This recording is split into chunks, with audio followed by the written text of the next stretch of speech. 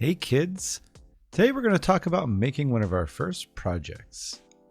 That's a center punch. What's a center punch, you ask? Well, it's one of the most basic tools in a shop. It also happens to be our first project. We use this a lot to mark metal for drilling holes or just scribing lines to indicate where to cut. Let's start by talking about what kind of metal we're going to be using. That's drill rod. What's drill rod, you ask? It is a pretty awesome material that is soft to start machining, but then can be hardened so we can use it as a tool. There are two types of hardening processes, water and oil. We're going to be using oil in our shop. That is our material. Let's take a minute and talk about some of the tools we're going to be using to create our center punch. We're going to divide it into two categories: how we cut the material and how we hold the material. There is a third subcategory of how we tighten these things, but that's not going to be covered too much in this video. Let's start with cutting. What you're going to interact with the most is the quick change tool post. Why is it called a quick change tool post? Well, if you spin this little silver thing up here, it'll push these little things in and out. And you can see here them going in and out. And why is this important? Well, we can put different types of tools in here. For this project, we're only going to be using two types: the knurler and the cutting tool. Let's start with the knurler. The knurler uses these two rollers here to press into your metal to create a pattern. You've probably seen this pattern around, most commonly with weights. That's the grips you see on a free weight or bench bar. One nice feature about a quick change tool is that once it is set up, we don't have to change the height. In this video and for right now, just understand that height is a very important part of machining. We always worry about it. In order to get a good cut, the tool has to be set at the correct height. Though, you should understand that if the tool is not set correctly, it's because this thumb screw is either too high or too low. And that's what you use to adjust the height. Let's look at our cutting tool. See, the thumb screw is that big silver thing? Ooh, look at our cutting head. Not very nice. Often you'll find this in the shop. Let's go ahead and change it. To change it, we need this little hex key found in the tool chest. Simply loosen up the little screw here. It's tough sometimes. Unscrew it all the way and remove the old bit. There are many types of bits down there, all broken down by code. For our shop, we use this TT221 TCN55 carbide turning insert. The nice thing about this bit is it has 3 different edges, so if one edge is broken, you can flip it around and use another one. When all 3 edges are damaged, replace the tool. We just put it back in and screw it down. Do not use all of your force to over tighten it, just a little. Do not want to break that tip off.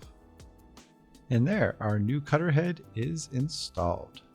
Now that we checked our tools, let's see how we install these cutting heads. Looking at our cutter head, all we do is slide it in here. You're going to see how that thumb screw stops it. See, it can't go any lower. And it'll move up and down until we tighten it in. And once we do, you see it cannot move. And there you go. That's how we install a cutter head onto the quick change tool post. Not in the scope of this class, but there are a ton of different ways we can cut and turn metal. For this class, we're only going to be using the turning tool and the facing tool. Now that we've talked about ways to machine our center punch, let's talk about ways to hold it in the lathe. For this project, there are 2 ways. The first is a 3-jaw chuck. Notice how you have to use the key to move the jaws to tighten or loosen an object. We use the 3-jaw chuck whenever we want to cut our project or face it. The 3-jaw chuck goes on the head or the spindle of the lathe. On the other end is another type of chuck, a Jacob's chuck. It has a center drill installed on it right now. Center drills are used to pilot or countersink a hole. For this project, they're used to create holes at the center of a piece of stock so it can be turned between centers on a lathe. This one doesn't look too good. We should install a new one. We're going to use a new number 3 center drill. Notice how there are two different parts: the cutter or taper part and the shank or shaft. Also note that there are two sides. Check the other side before installing a new center drill. To install a new one on the Jacobs chuck, we need a Jacobs key. It is just an open gear system. Put the key in to loosen it.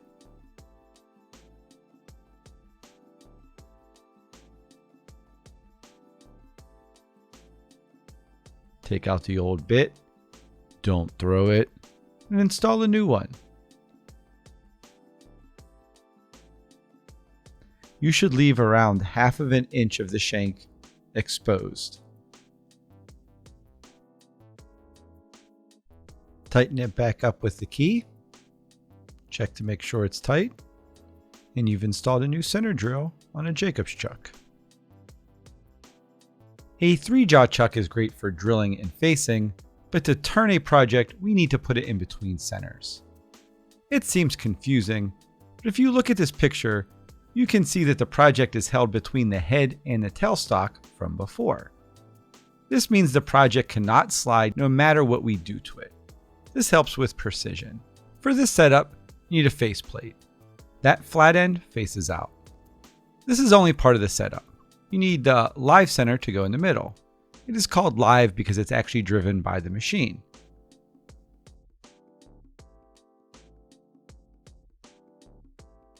On the tailstock, you need to install a dead center. It is called this because it's only powered by the project turning itself.